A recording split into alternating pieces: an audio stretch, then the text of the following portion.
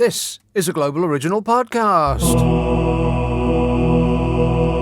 As you can hear from the echoey sound of my voice, I am self-isolating in a room where Dominic Cummings keeps his shame. It's completely empty in here. Now, this podcast is taken from a couple of shows either side of the last general election.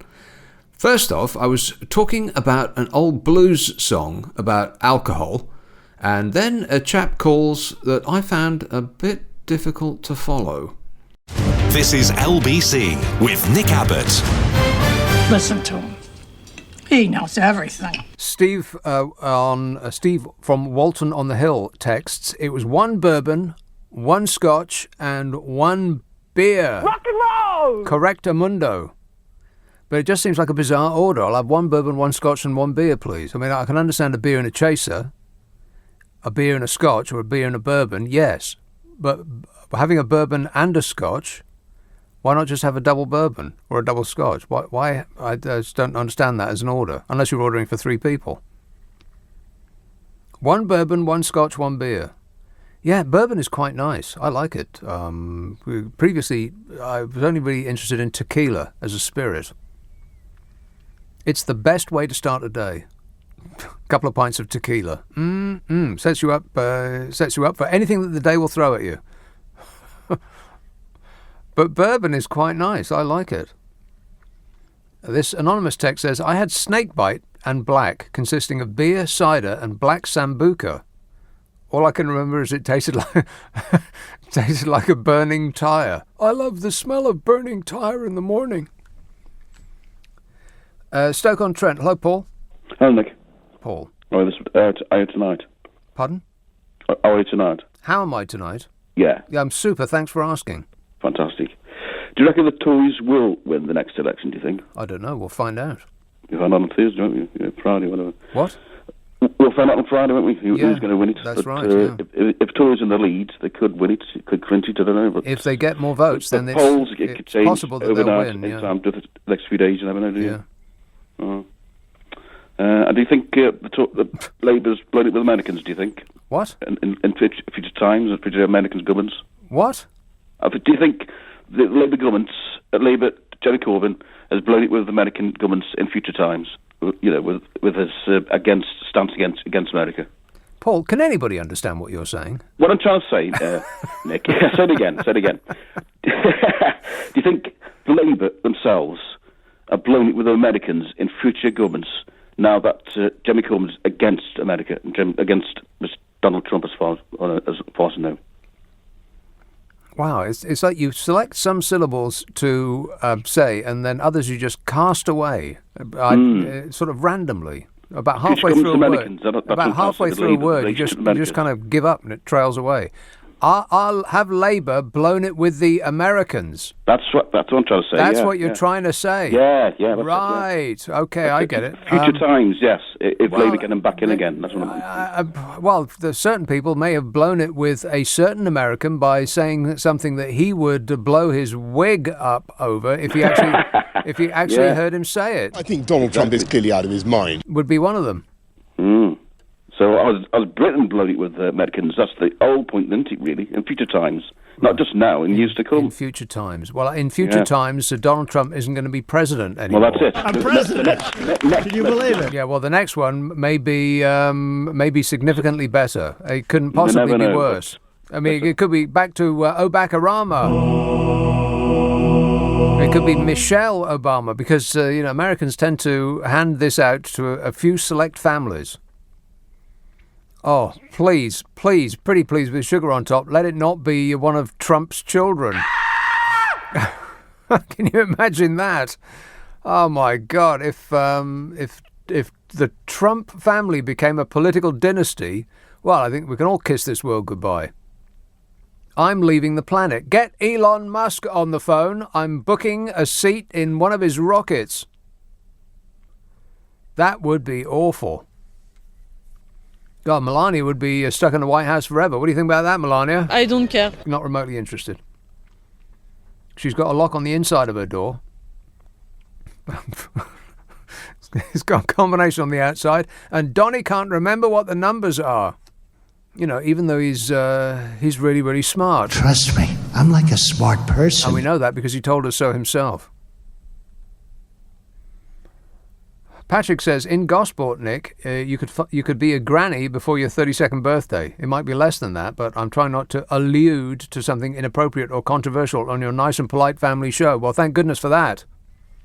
Because politeness is our watchword. Be polite! Or we'll kill you. Well, that seems reasonable.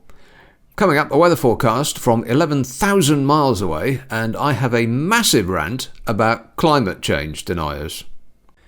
Jings texts, it's 13:04 in New Zealand, and I think I'm going to have to take my shirt and socks off. It's so hot. Yeah, well, thanks a lot, Jings, but we don't wish to know that. Blooming freezing outside here. It's like winter. You believe that? So anyway, there's Greta Thunberg is in the news again. She's complaining about the climate. Stop whining!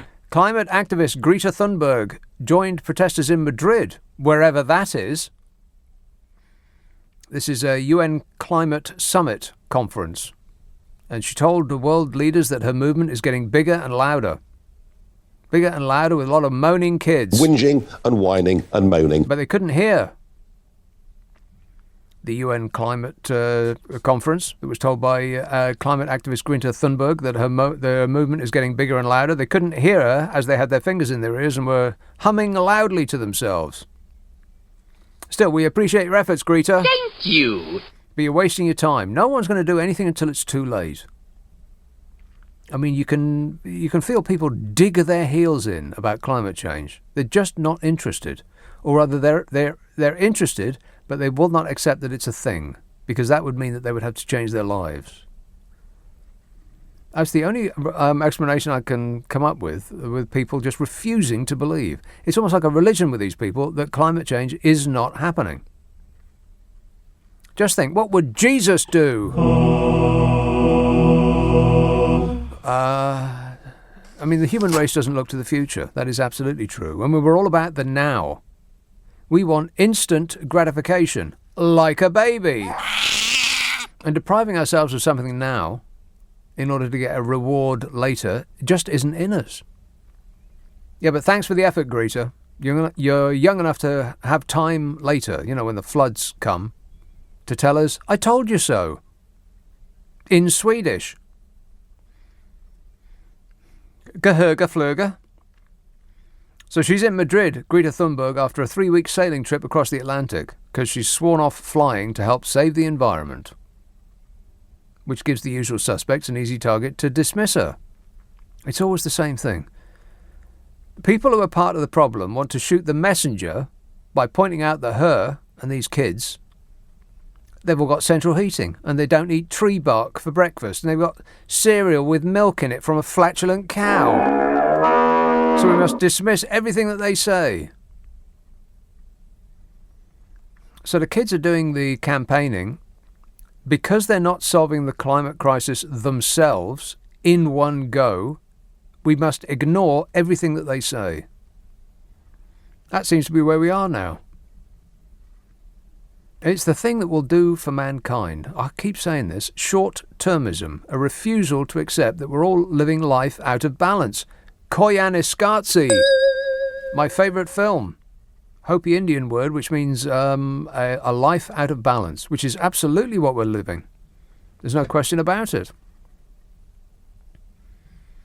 Koyaanisqatsi. Affirmative. Ask for it by name.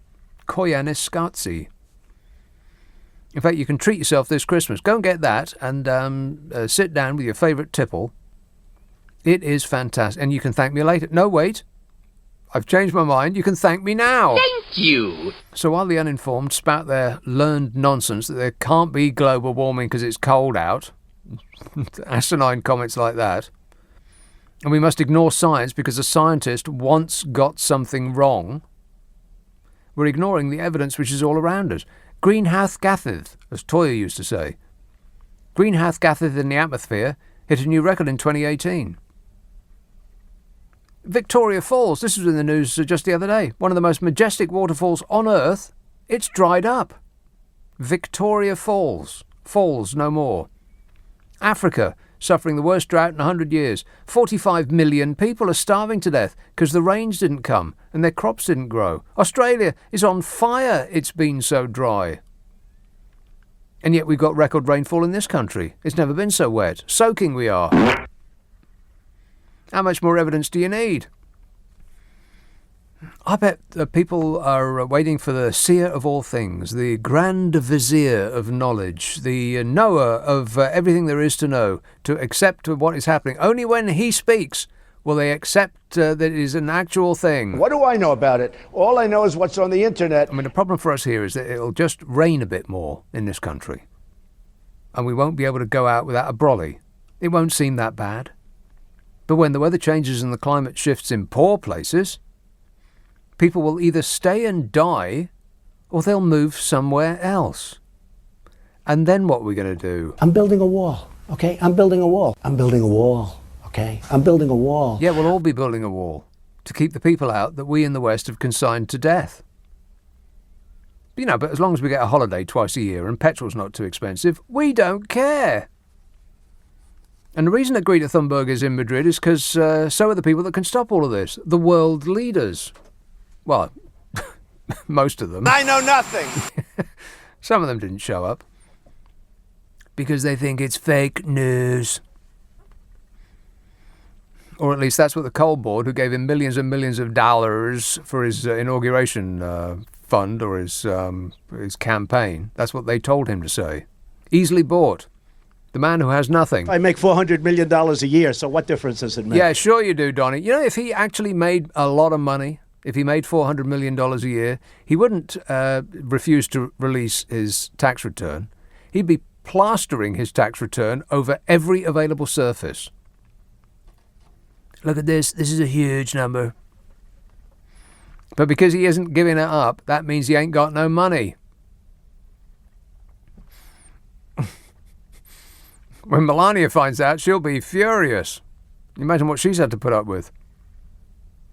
So it's called the COP25, this UN climate change conference in Madrid. COP25. They're discussing the ways to halt catastrophic warming. And COP25 will be a cop-out. You know it will, because the people, they want to ignore it and hope it'll go away. And politicians are in need of the people's votes, so they aren't going to tell us to live a sustainable life, because who wants to do that?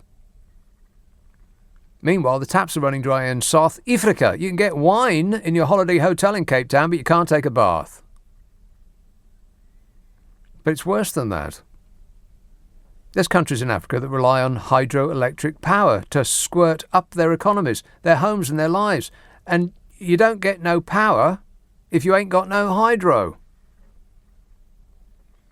Zimbabwe and Zambia have suffered power cuts because they rely on hydropower. So do a lot of other countries that begin with Z. I bet you can't name one.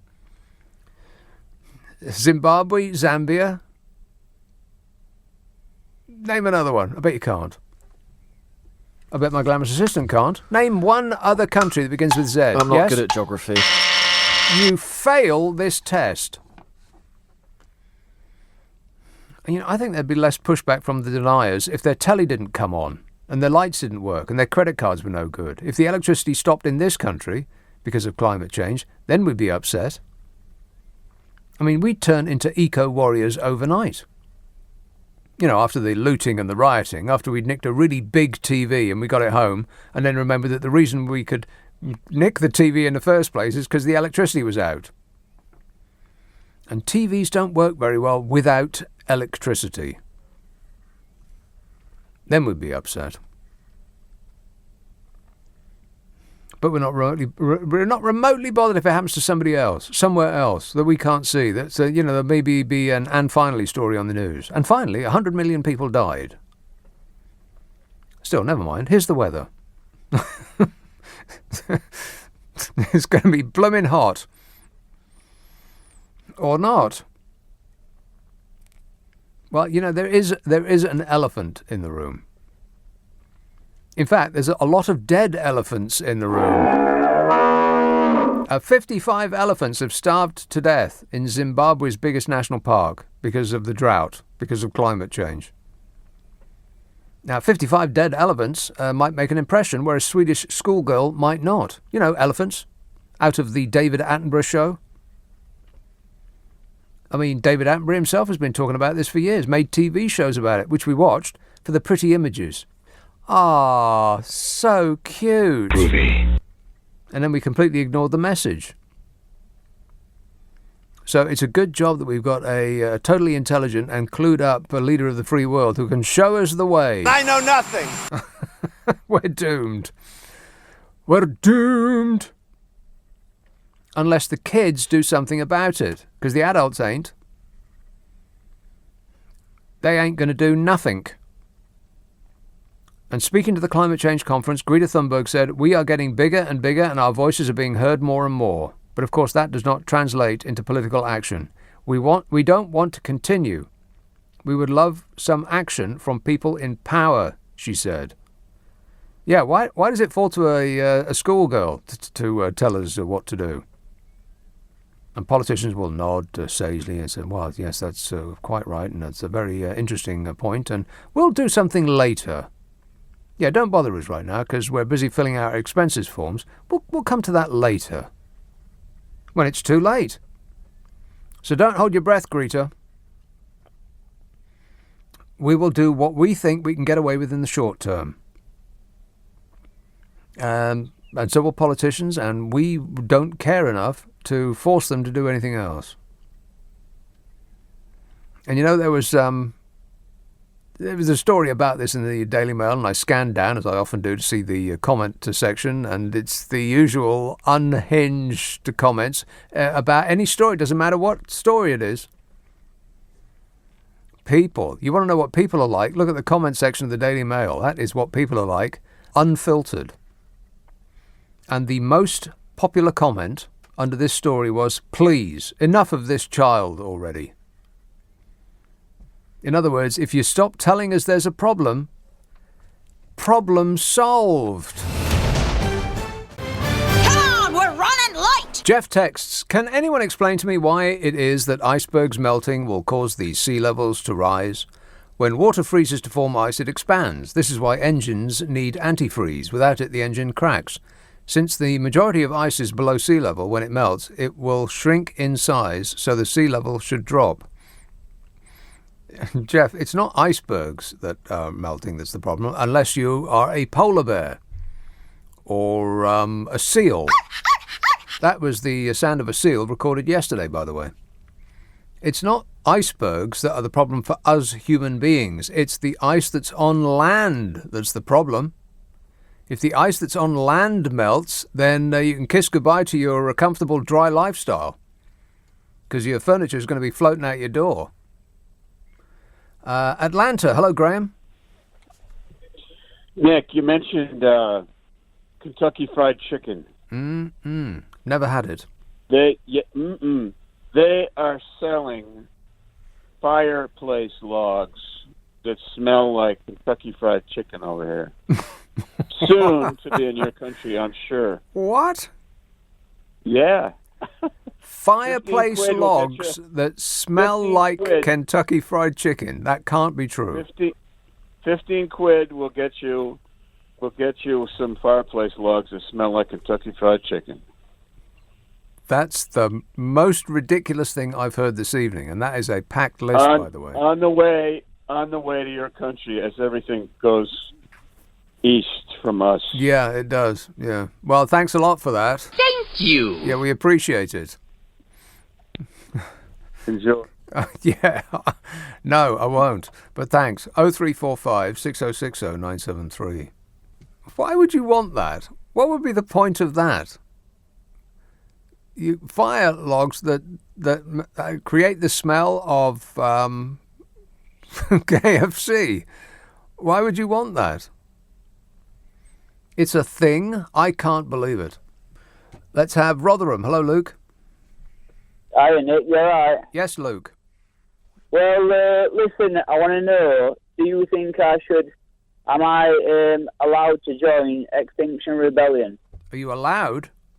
Well, what do you think? I'm a 45-year-old man. 45 years old? Yeah, I got 3 kids. Yeah. One too two many. of them are growing up. Well, yeah, exactly. Yeah. What? I got a job. I kind of. Which one would I've you got do a without? carbon Which footprint. one would you do without, by the way? The first, the second, or the third? No. You I'm could sorry, never but you're have that. going to have to select which one. No. I would kill myself straight away. It's the last one, You can isn't never it? ever ask that. You can never ever ask that of a person. It's the Ever. last one, isn't it? No. Anyway, look, don't ask that, please, ever again. Right. What were we on about? We're about Extinction Rebellion. Yeah. Right. So I'm a normal person. I'm Well, 45 years old. let's not get carried away, Luke. That's yet to be established. All right. Well, you tell me in a minute. Right. I'm a normal person. I got a job. So you keep saying. I've got a carbon footprint. Yeah, all right. Yeah. You know, a Listen. normal person wouldn't keep underlying how normal they are. I'm just saying. Shut up. Right. What? All right. Just listen. Yes. Right. So what I'm saying is, right, can I join Extinction Rebellion? I've got a car, but I recycle. I recycle my plastic. I recycle my cans. Yes. I use train a lot for work. I don't drive when they're unnecessary. I get the train. I turn all the lights off in our house. Right. Or I am the one running around the house turning the lights off. Yeah. All the time. Right. Right. So basically, kind of in our house, I'd say I am the person that does all the work in kind of environmental, I don't know, points, whatever they are. You're doing your bit to save the environment. Can I go on a march? Of course, Can I go on a march? yes, you can, Luke, as long as you have a pink boat. Do you have a pink boat? No, come on. I'm being serious now. Water wings. Do you have water wings? Do you have But they're made of flotation plastic. device They're of made any kind? plastic, though, Nick, they're made of plastic. Right. Well, that is true. Yeah. So, like, what am I supposed to do? I'm not being funny, and I'm not trying to take you the piss certainly here. are not. No, you got that I am right. totally and absolutely, completely, right, what do I do? Yeah. Right, because, I'm up in the night thinking, oh, my God, I need to go on a march. Well, I tell you what. If you go on a march and you march, say, a mile a day, by this time next week you'll be in the next town. Call me from there. 0345 6060 973. What was that about? What was that about? Here's a call in Croydon. Hello, Ursula. Oh, hi, Nick. Yes. I've got a mobility scooter, you don't pay tax on it. You don't pay tax, And- right? No. And if you've got a disability, you don't pay VAT. And they're absolutely marvellous. They The go only really quick, don't they? I couldn't believe how quick they go. If you've been on... Some of them. Yeah. Some of them. Mine only goes 4 miles an hour. Well, 4 miles an hour is actually quite fast when you're on one of those things. Yeah, but the downside is getting them repaired because these people that sell them to you, even though they're under warranty, aren't keen on taking them back to repair them. That's the You know downside. what I've noticed is that anybody that does medical devices, particularly for people that have like mobility problems or anything like that, they are quite often rip-off merchants. They are. They see you as a captive market, and then they think of a number and double it and add a zero. Yeah, they're dreadful. I've had to take legal people, lawyers, into the first one to get my money back. Right. But anyway, I've got something to tell you because I thought about you. 2 weeks ago, I came back from Cape Town in South Africa. I used to live there. Yeah. And all the local Africans in the market, they know Boris and they love him. And they were saying to me, where you're standing now, Boris was here. And they talk about him with his bike, and he's really, really popular. Point number 2 is I was staying in a nice hotel, and I had no problem having a shower or a bath. Yeah. I bet you were staying at the Nelly. No, I wasn't. I don't know where the Nelly is. The Mount Nelson, right in the middle there. Oh, Mount Nelson, that's the poshest hotel in town. Yeah. And the one next to it is the Lady Hamilton. No, I was at a branch of the Hilton. Without mentioning any brand Doubletree. names, Hilton, you say, yes. Doubletree by Hilton, Right. but in a very bad area, very, very depressing area. I wouldn't go back. I wouldn't go back at all. I used to live there. Well, I think everywhere you go, if you can find yourself in a very, very bad area in South Africa. Oh, yes, you can. Yeah. It's very dangerous. And I got sick and tired with people trying to get money out of me. Mm-hmm. And, no, I didn't enjoy If you it. park somewhere in South Africa, then you have to pay a guy who just happens to be just loitering money to not nick your car. That's actually true. Oh, you get all sorts of ripoffs over there. Anyway, I've enjoyed the show, Nick. Oh, thanks, Ursula. What a nice lady. Coming up, something that happened in the run-up to the last election that I was talking about the day after the polls had closed, that gives us a reminder of who we voted for. Sally in Kingsbury says, Jeremy Corbyn travelled up and down the country addressing people and campaigning for the majority. Boris Johnson posed for the cameras, picking up...